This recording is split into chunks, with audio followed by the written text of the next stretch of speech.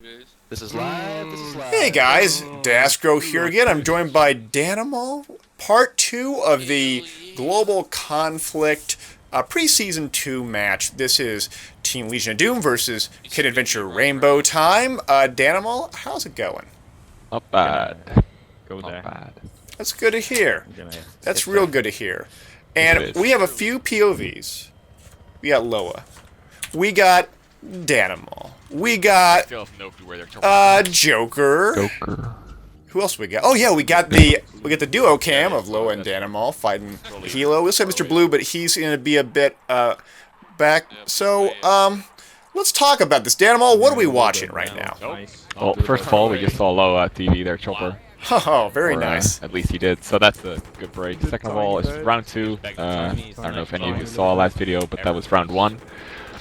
We're switching sides. Normally, when a team attacks a territory, they attack from the same side every single round. But because this is pre-live, both teams want to play on both sides. So that's what happened, and both teams are playing both sides. So now we switched rounds, and we're playing RU instead of US. So Yes. that's Now, what's going on. no. You mentioned that they don't normally switch sides. What's that about? Describe that. Global Conflict works with a risk system, which basically gives meaning to every battle. And that means that when it's basically like both armies are playing Risk, but instead of rolling dice, they're playing a game of Battlefield. And to make the defenders have quote-unquote the defender's advantage, they get to pick the side they want to play on, and that stays across all the rounds. That's right. And I think that's one of the more interesting things about Global Conflict is that usually you play basically one side and you keep on playing at one side, and one side has an advantage over the other for the most part for most of these maps. We're looking at Mr. Blue 9, by the way. Javelin like a boss. How do you Yeah, like? I'm not a huge fan of the javelin, mostly because it kills me a lot. So, but I think it's really good on vehicle-heavy maps like this, especially if you're coordinated well with your team, which is obviously very doable in a competitive situation like this. If you get some stingers up, I mean some flams up and some javs up, and it's pretty good. And their chopper quite often runs laser painter as well, which again synergizes really well with that. So. Oh, I bailed Loa. That makes sense. Oh no! Yeah, if you look at our camera, you might have seen me bail there. Whenever I fly the chopper, I do some complicated maneuvers every once in a while. I see my fingers dance around the keyboard, and every once in a while they hit the wrong button, and I bail the chopper. But, That happens fine to the best of survive. us. That happens to the best of of us. Yeah. It does. It does. Still looking at the Helo dual cam. You guys are still laughing your asses off over the whole thing. Yeah. Standard practice for the Loa. That's okay. This is all preseason, guys. So Exactly. It's not a big deal. And even then, in GC, we don't take things too seriously. So if that happens live, during the actual important battles, then you're not gonna get kicked off the team or anything. It's just, it's fun, everything for fun. So it's not a huge deal. Yeah, and that's one thing to emphasize, guys, is that Global Conflict, even though that it's organized 32 versus 32 matches, anyone can play, anyone can sign up. There's a wide variety of skill sets. I mean, Danimal, how have you seen some of these new players come in who really have never done this before? How have you seen them sort of transition in? Well, I, for example, was one of those new players who hadn't done this before. I joined a year ago now. During what's known as the Reddit rush, when someone posted a post on Reddit and everyone suddenly started playing. It's really easy to get into. We use an army-like setup with the general officers and stuff like that. And Just turn that shit off. so it's really easy to get into. You'll just get assigned to a squad during the games. You have a squad leader who tells you what to do. It's basically easy as anything to get into, and it's really fun. So I highly suggest checking it out. Was it a bit overwhelming at first for you to get involved in this? Or, I mean, how was it like for the first few weeks that you started playing? Well, it feels awesome, first of all, because it's so... If you're only used to pubbing, it's so weird to see someone drop an ammo kit for you, for example. And it's stuff like that that makes the game really played the way it's meant to be played, because it's meant to be a team game where teamwork is absolutely vital, and GC turns it into that. And that's really awesome. Good job. It certainly does. And Loa gets a great Another TV. Yeah, you TV can guide. see me and Loa play a lot more defensive. For anyone again who watched the last video, you'll see me and Loa died quite often. Because it's a new map, we're not used to it yet. This time we're trying to adapt to the new map being hard to be aggressive on, so you'll see us be a lot more defensive. I'm gonna hover long ranges and try and get Loa long range TVs and zoom optic shots on tanks and infantry. and works pretty well. Yes, you guys are still up even after after almost 5 minutes of play. Just kind of going around even after that little mistake. It's all good though. All good. Let's go to Joker and see what Joker's doing. Joker with the RPG on Charlie Point. Is that Charlie Point? No, I think that's Echo. Echo Point. Pardon me. Yeah, which is one of our back flags, so it's definitely something we need to take care of. There's a tank there, and I think me and Lower were shooting at that earlier, but we're currently worried about their AA Jeep. So, but Joker just got taken out by the tank, sadly. It looks like you guys are actually down. It's 426 versus what 484 or so. Yeah, Joker's they got taken out. the center flag off the break here because we didn't manage to TV their Little Bird like we did on round 1. Oh, I we see. TV'd their attack chopper instead. So they got the center flag, which is going to be an issue until we manage to capture it back because it makes our back flags really vulnerable to that dropship. That's right. And it looks like Loa got another TV kill. Looking at a quad cam though at the moment. Yep. We Loa is fourth, being silly, so he can't repair me. He's just sitting there waiting to get in. But that's all good. That is all good. And while we're talking about this, one thing that both you and Loa participated in just earlier today was the level BF 2v2 chopper below radar event. How'd you like that? Oh, it was a lot of fun. I met Loa through, met quote unquote, sounds like we're a couple, but I quote unquote met Loa through GC, and we've been choppering together for a while, and it's really fun choppering with him because we synergize well. And then we decided to enter a 2v2 tournament, managed to make it to the semi-finals, and yeah, it was a lot of fun, and we learned quite a bit. We were able to use the things we learned in today's battle day for GC as well, and we did fairly well, so it was awesome. And I think that's one of the things that's really cool about Global Conflict is even though that it's a very accessible league that anyone can join, that doesn't mean that it's low-skilled players. No, some people are very good in GC. There's no doubt about it, and that's pretty cool because it keeps the competitiveness high and stuff like that. But the cool thing about it is, like I said, you can join even if you're not super competitive. Like it's not like me and Lo are always in the chopper.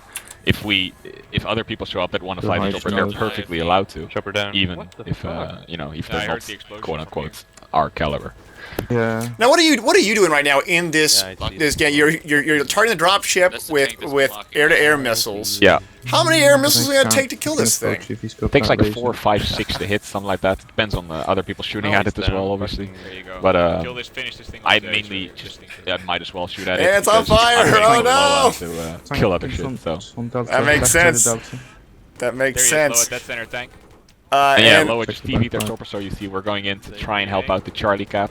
It's a really important point in this map, so we're going to try and help out, but they're doing very well with their locks, so we have to back out once again.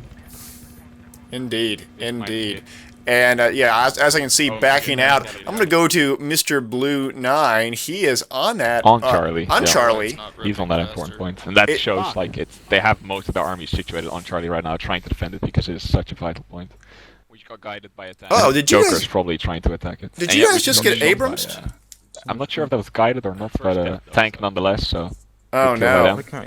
What, for his death in like 10 minutes or something like that? I don't know. It is. I think it's not bad. And it looks like now that Kid Adventure Rainbow Time is up by almost 100 tickets right now.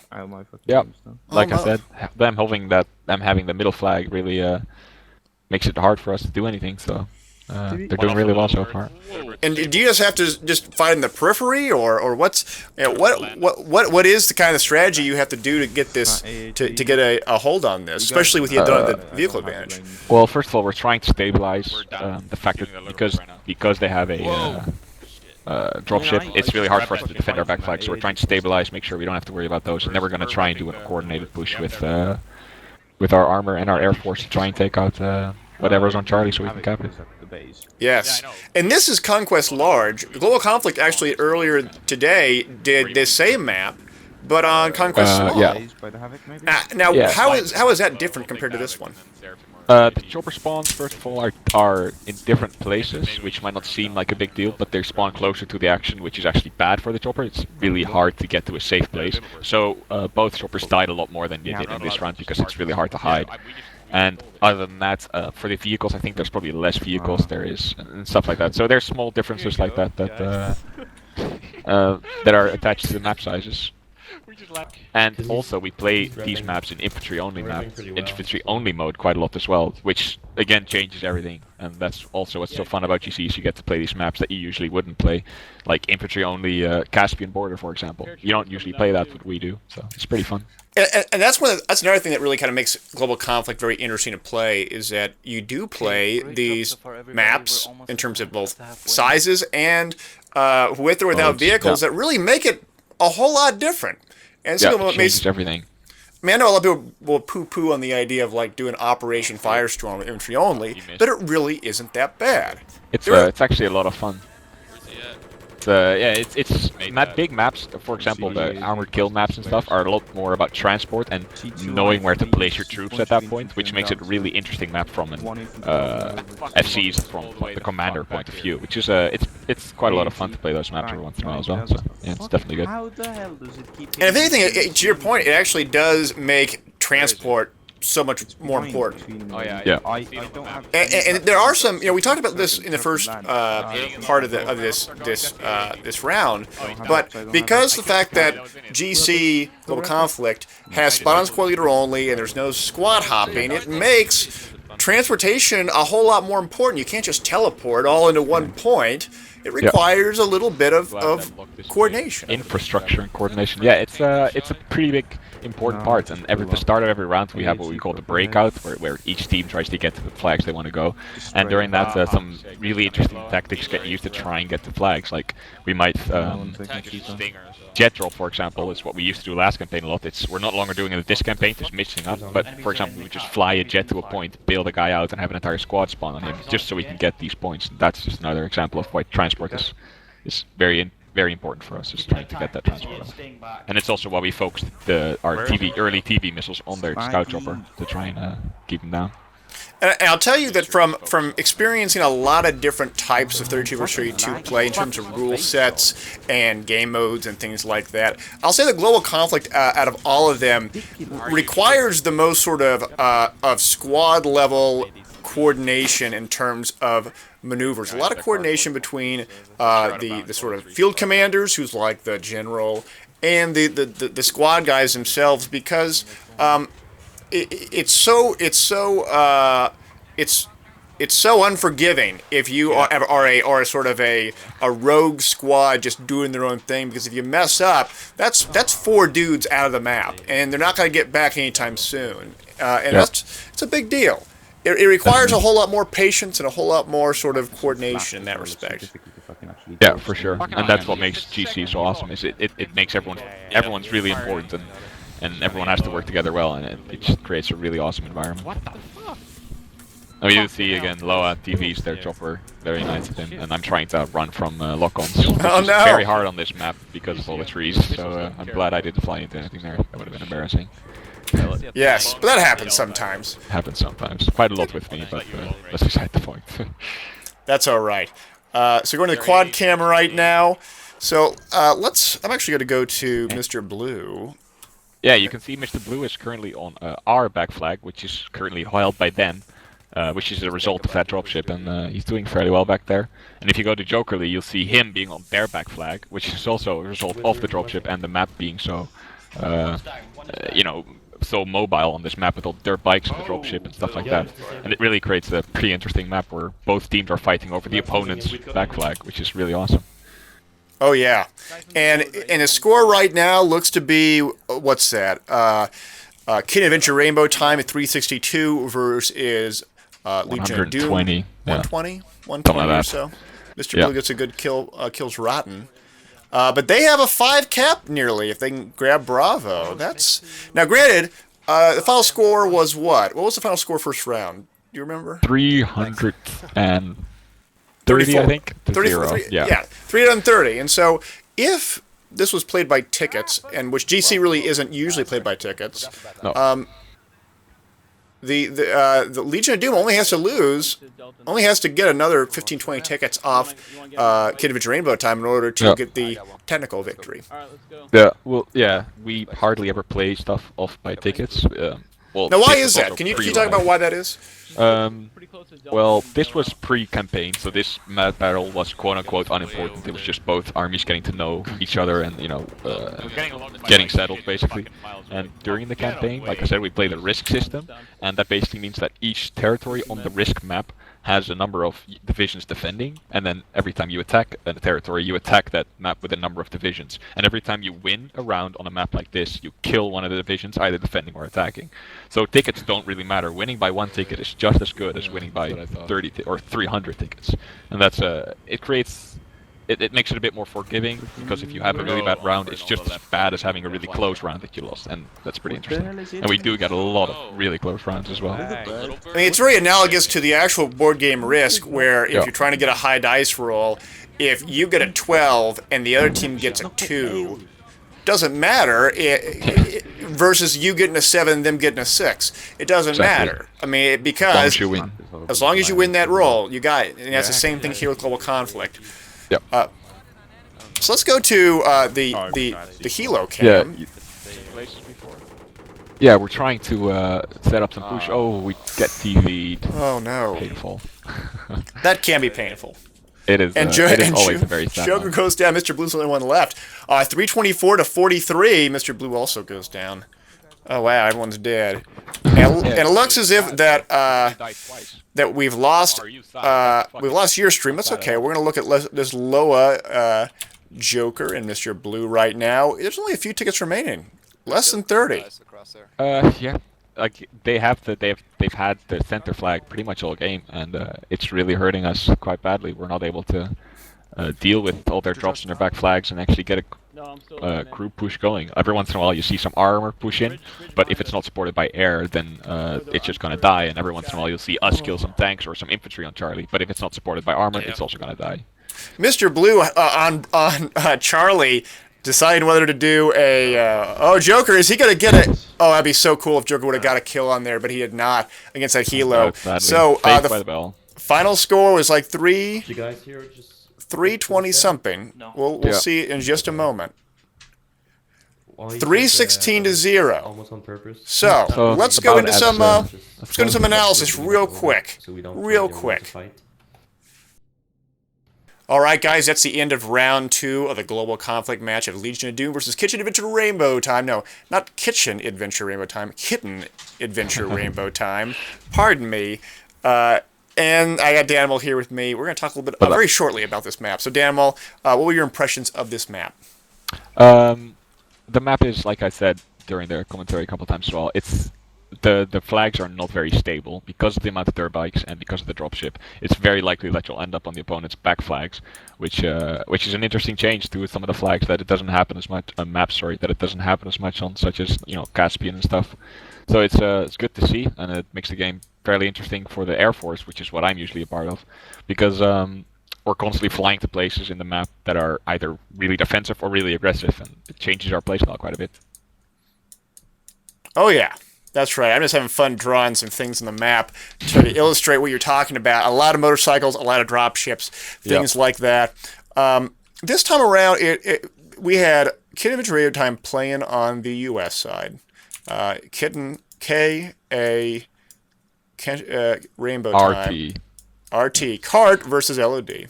Yes. And Cart got onto the middle point, and they never lost it. Is that fair? I mean, they never lost it, right?